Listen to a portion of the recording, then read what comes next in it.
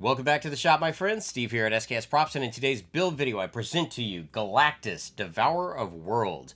Now, this is a helmet that has been on my personal build list for quite a while, but I was looking for the opportune time to do it.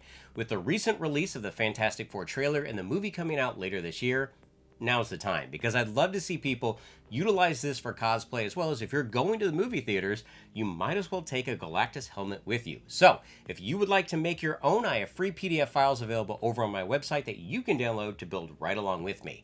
And just like all the rest of my builds, this is made completely out of my HD foam, which you can find over at Blick Art Materials. So if you want to support me, support the channel, you love those free PDF files, by all means go through the links that are in the description section and those that are on my website. Now with my helmet, I decided to go with more of a classic look, referencing vintage comic books, but of course you could add as much detail to yours as you would like. So I want to show you what it takes to put a Galactus helmet together. Let's go ahead and get started. I created a template and a quick prototype so I could check scale. From here, the main body of the helmet is going to be made up of part A. This is going to be traced and cut out of some 6mm foam.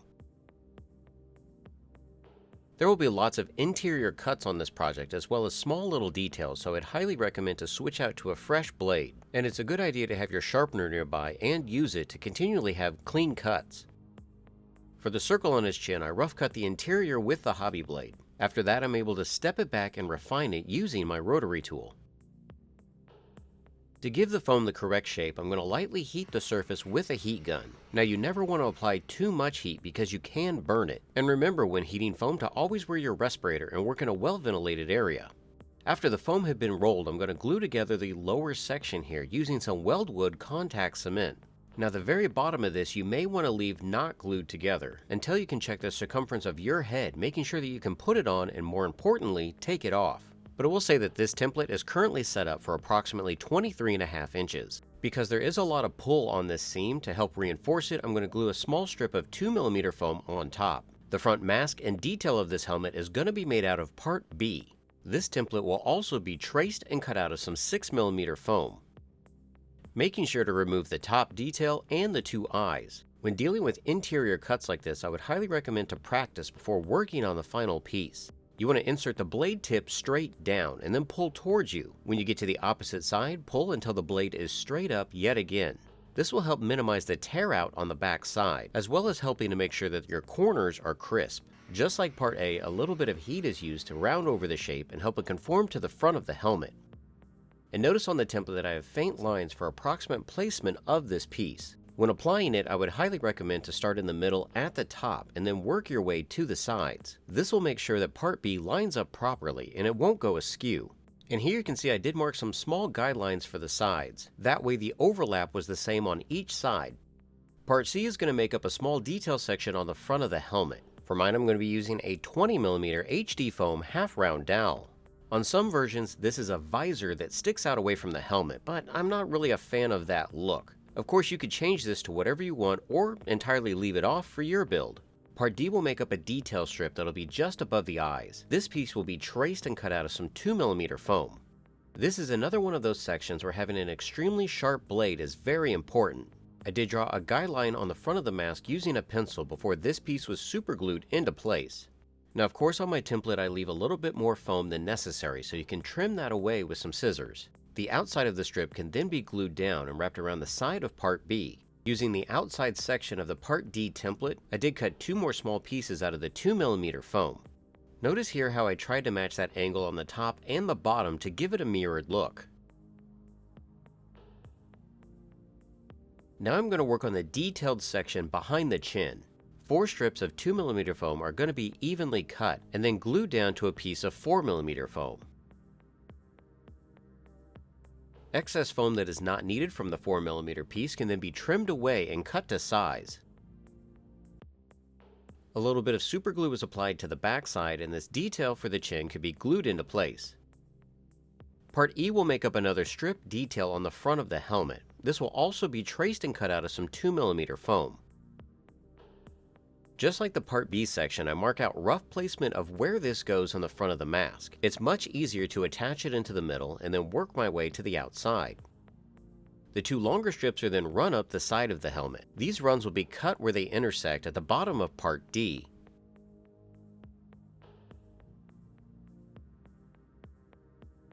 Part F is a wedge that will go at the back of the helmet. This piece is going to be traced and cut out of some 6mm foam, and it will be slightly heated and rounded over to match the curve of the helmet. Again, some weldwood contact cement is going to be applied to the edges of this piece, and Part F can be glued and pressed into place. Part G is going to make up the top of the helmet, and this is also going to be traced and cut out of some 6mm foam, making sure to mark the front. Now, depending on how your head sits on the interior of the helmet will determine how far down you want this to go. If measured on the sides, mine sits approximately 3 inches down from the top. To make this interior seam look a little more interesting, I'm going to add a 10mm HD foam round dowel along the inside. Now, most people will never be able to see this because, Galactus is gigantic. But when this helmet is sitting at my table at a convention, I think little details like that show people how much time and effort I put into these builds. Part H is going to make up the fins for the side of the helmet. These are going to be traced and cut out of some 10mm foam. And this is where the HD foam really comes into play. Having that higher density means that these are not going to flop around or sag. These pieces will be glued to the sides of the helmet using my double adhesive method. I first apply some contact cement, but then put in some small drops of super glue. For some additional reinforcement underneath of the fins, I'm going to add Part I. These tiny pieces will also be traced and cut out of some 10mm foam. These will make sure that these fins aren't going anywhere, and they'll be covered up with some additional details later on. Part J is going to wrap around the bottom of the fin and also attach to the side of the helmet. This piece will be traced and cut out of some 6mm foam. The important thing to note is that the sides of this piece are going to be cut at a 40-degree angle. Part J is going to be superglued approximately 3/4 of an inch down from the top of the fin, matching the angle. I figured it'd be easier to attach it to both sides, then flip the helmet over and attach them on the back. So on the back side, I'm marking down that same distance, and then gluing down the other end of Part J. After those sections have been secured, the interior seam of Part J could then be glued to the side of the helmet.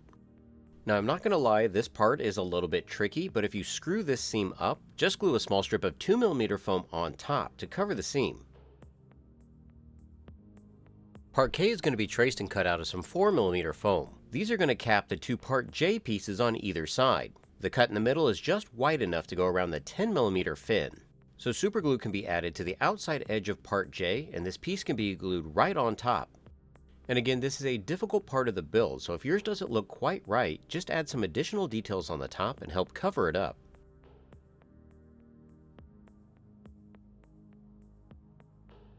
Part L will make up some round features at the bottom of the helmet. These are going to be traced and cut out of some 10mm foam. After drawing around the parts with a pencil, some super glue is used and these pieces can be placed on either side of the helmet.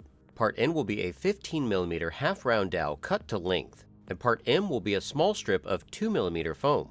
Now, I don't really know what these details are, but we're going to add them anyway. Part M will be glued on top of Part L using some super glue, and then making sure that everything is staying vertical. Part N will be glued on top. And like I had mentioned before, I've seen Galactus throughout the years having all kinds of crazy details, so you could definitely get lost in this build, or just keep it simple and have fun.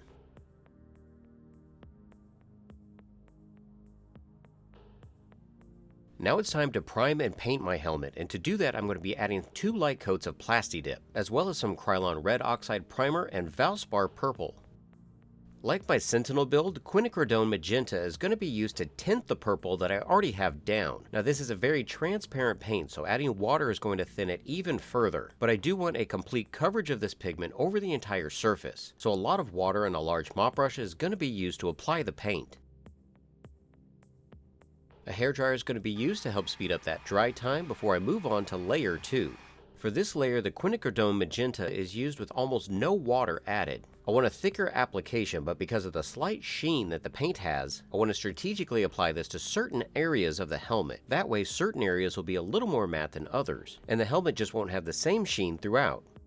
Here's a good example of where the magenta is applied to the top of the fins and then feathered down using a mop brush. This way, the gradient from the top to the bottom is more visually interesting.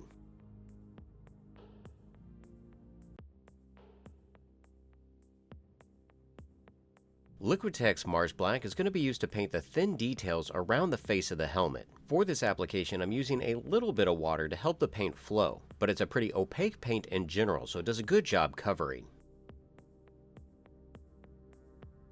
And one thing to note here is that I am using a small filbert brush to paint the top of all these details, but I do have to switch over to a small detail brush to paint the sides.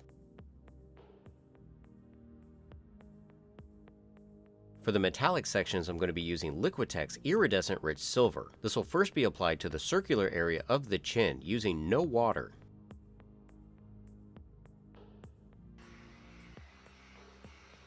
It's also going to be applied to the recessed area at the top of the helmet. Now go slow with this application because it is a metallic. If it does get on the other sections, it's very difficult to get off, and you may have to repaint over it.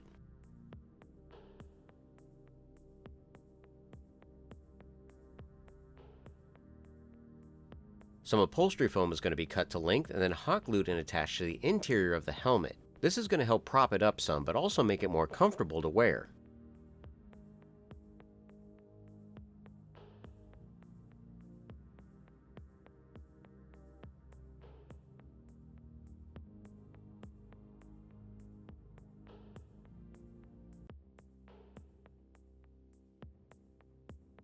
So hopefully you all enjoyed this tutorial and are able to craft your own Galactus helmet. And if you are building any of my builds, taking them out to conventions, out to movie theaters, be sure to tag me at SKS Props on Twitter and Instagram because I would love to see your creations. Until next time, build your best with the best. HD Foam.